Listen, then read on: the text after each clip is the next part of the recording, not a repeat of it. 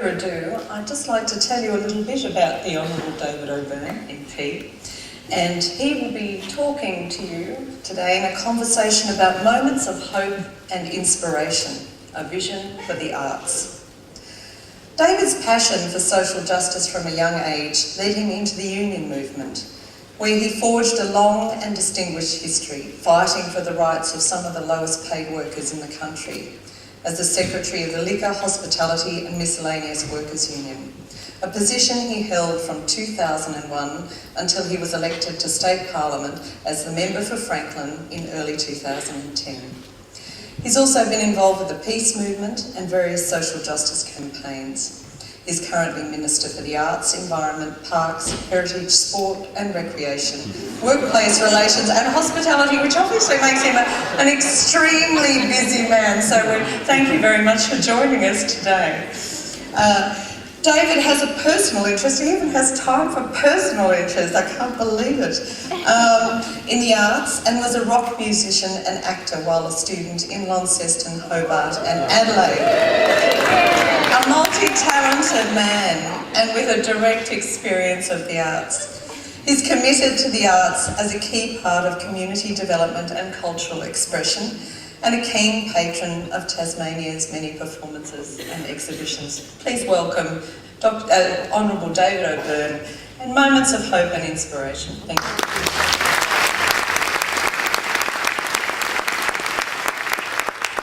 Thanks, Anna. It's just wonderful to be here. I actually got very exhausted just listening to my own title, so I'm surprised I'm still standing. It's desperately busy. Look, it is wonderful to be here today. It's such a beautiful venue. I remember as a young child coming to see so many performances here at the Princess Theatre. It's such an important part of the Tasmanian and Launceston community, so it's wonderful to be here. Firstly, I'd like to acknowledge the traditional owners of the land and pay my respects to their ongoing custodianship of this land. Look, I'm really glad that the Junction 2010 Festival contains some very significant projects that articulate Tasmanian Aboriginal cultural experiences. For too long, the Tasmanian Aboriginal artistic voice has cried out to be heard. Through projects like Rala Manta Manta at the Design Centre, we can start to redress this imbalance and acknowledge the continuing significance of the Tasmanian Aboriginal cultural practice. Secondly, I'd like to acknowledge the hard work of the Tasmanian Regional Arts in organising both this conference and the festival that accompanies it, which has really transformed Launceston both literally and figuratively into one huge performance, gallery and contemplation space in which thousands of art experiences are contained. As someone, as I said, who grew up in Launceston, I can really appreciate all of the interventions staged in the city as part of the festival. They totally transform the normal everyday world that we're used to. Experiencing them can be a chance event. And I must admit, now living in Hobart for a number of years, coming back and seeing the town hall and seeing all the installations around the city, it does tug at your heartstrings. You want to come home. So Launceston will always be home, but don't tell the people of Franklin that, please. All of the spectacular interventions in our everyday reality all can prompt hopes, fears, memories and dreams. Even better, in my view, are all the activities in the Junction 2010 Festival that translate the experience of the arts from a passive into an active one. Make Space, the Museum of Mirth, Critical Mass, all of these programs encourage you to articulate your own views, your opinions and your ideas. And you can use these experiences to self-reflect and to express your own personal view of your world, your story, but more importantly, our community's story. For me, this is what the arts is all about, sparking moments of inspiration, or as I like to put it, shards of light, which can lead you onto interesting paths, guide you, and sustain the journey that each of us is on. In my own experience, the arts were a pretty significant force in my life. In high school, I have to admit, I probably wasn't very academically engaged, but what kept me there was drama and to some extent sport. I remember, and I said this at the world premiere of the Tas Dance and TSO collaboration with Graham Murphy, that there's a number of high school experiences that I suppressed and will continue to do so. But there are some that I don't, like Tas Dance coming to our school.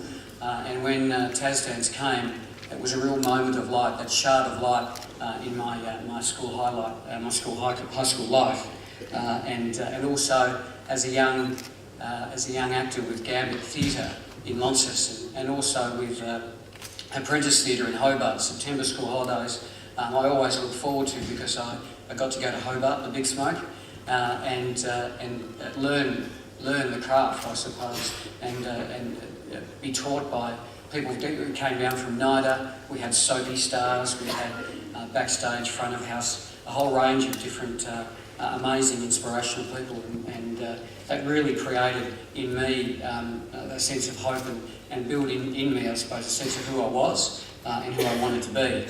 Although I must admit I didn't expect to be a politician. These are experiences that kept me engaged in my studies, and it really kept me interested in being at school and being engaged in not only my immediate community but the broader community.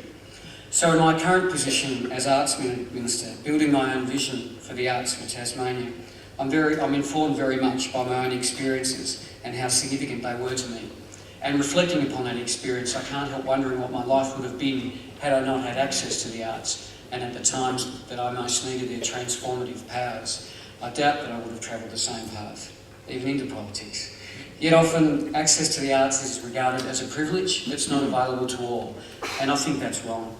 The most important thing to me about arts is that everybody, regardless of their age, their ability, their economic background, geographical location, they can have access to those wonderful, transformative moments that the arts can bring that make your life better and richer. In government, and mainly in the Labor Party, there's often discussion about the distribution of wealth in communities. And obviously economics is an important factor for governments to consider. In the arts, I think we need to translate that discussion to a distribution of wealth into distribution of hope and of inspiration. And how do we make sure that those critical moments of hope, those shards of light that can change our world, are evenly and fairly distributed amongst the people who need it? How do government best support the arts? I think the first path towards equality of access to the arts is to make sure that there are sufficient resources out there to provide the experiences for people. Cultural organisations are pivotal in engaging the community in the arts, and my belief is that governments have a role and a responsibility to provide support for organisations which have been identified by their peers as critical for the delivery of culture. In turn, these organisations share in the responsibility of providing meaningful cultural experiences to the community, and it is undoubtedly hard to do this creatively year after year, keeping relevant and fresh. I think collaborations between organisations has been really important in recent times. Aside from the benefits in terms of stretching the dollar further and being able to create larger events and draw larger audiences, collaborations promote the development of new ideas. It brings a freshness to your thinking, which is the result of working closely with someone else who may see things from different perspectives. Collaboration, as we've seen here in the current makeup of the Tasmanian government, does broaden your focus, and I do wish Julia all the best in trying to deal with her collaboration. Although I must admit I don't envy you dealing with Bob Catter. But I tell you what, if he does get a role, it's going to be pure comedic art for the next 3 years if it lasts that long. So in some respects you almost want him to be there, don't you? So I think there are more important things for the country. So collaboration broadens your focus. If you're a dance company, you may normally see musical composition as a secondary consideration. But if you're a dance company collaborating with a terrific musical composer, as TasDance did recently with Constant Cookies on Heart Matters, musical composition can acquire a new importance and power that may in turn affect you, how you approach your work. Collaborations can extend your practice into areas that are completely unexpected. The Tasmanian Symphony Orchestra's work with Kickstart Arts led the orchestra to jam with emerging hip-hop artists, several of whom were former refugees who had had to contend with extreme poverty, cultural differences and language barriers. This unlikely union led to lasting musical associations of significance to the performers and also to the audiences. It also led to cheering crowds of teenagers stomping their feet to show their appreciation of the TSO.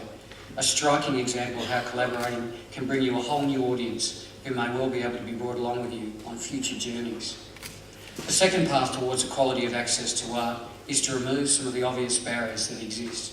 There are social inclusion issues that we need to tackle in the arts, and this is a real focus for me. Having talked about organisations, I want to mention how individual artists can help in the process of engagement and inclusion of the wider community in the arts, because they do play an important role. Artists and schools are a great example. Bridgewater High School, which is a school in the south of Tasmania, a lower socio-economic area, and is a very resilient and inspirational community, recently hosted Andy Vag as an artist in resident. Andy works with waste materials, and his process involves gathering rubbish, sorting it, and transforming it into art, which is a very powerful metaphor as well as an aesthetic challenge. And this just hit the nail on the head with the students of Bridgewater. They came involved in it almost despite themselves.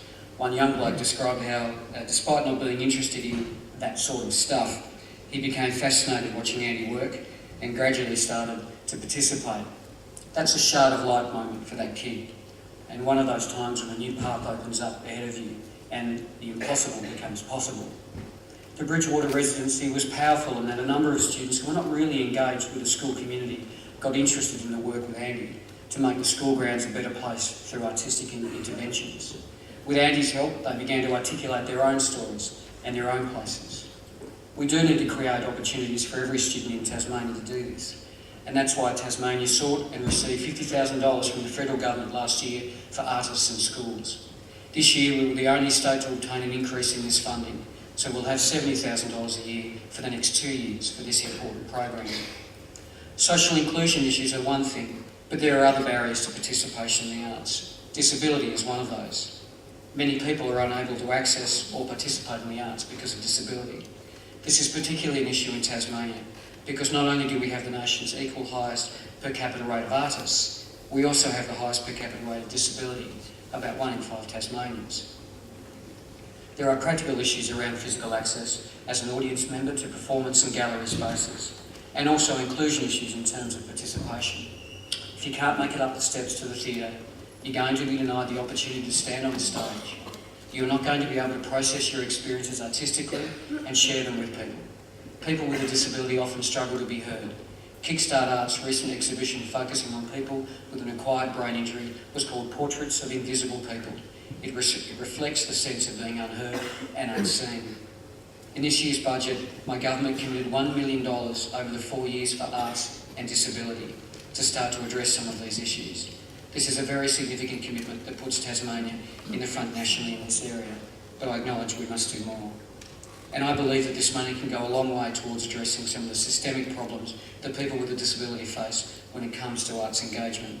But we need to spend wisely and be far-sighted about what we want to achieve. And we're going to need your help, your feedback and your vision to deliver the best results for the sector. So I encourage you to get involved in the consultation process that Arts Tasmania will be running shortly. When running for my campaign earlier this year, there were 3 things that I committed to do. Listen, care and do things. And I do need people's help to have your voice heard in this process to ensure that I can deliver on that commitment. And I really am proud of this government's commitment to the arts in Tasmania. And while I am excited about initiatives like artists in schools and funding to combat the exclusion effects of disability, I see many other opportunities for the sector to grow and develop. My arts vision for Tasmania is that the future is one where the arts are valued and regarded as an essential part of everyone's life, where everybody, irrespective of age, social background or ability, has the opportunity not only to witness the arts, but to be actively involved and participating in cultural activity, and where this value, inclusion and participation lead people onward to these special moments of hope, special moments of inspiration, or those shards of light that bring meaning to our lives. And it is an honour being an arts minister. I'm not going to be a person who just sits in a very comfortable seat. I want to make sure that I build something better than what I inherited, to make sure that Tasmania's cultural and artistic community can grow and the community can grow with it. So thank you for listening and being quiet. I really am excited about Junction 2010 and what it brings to Tasmania, but I hope you get as much out of it as the local people do. Thank you.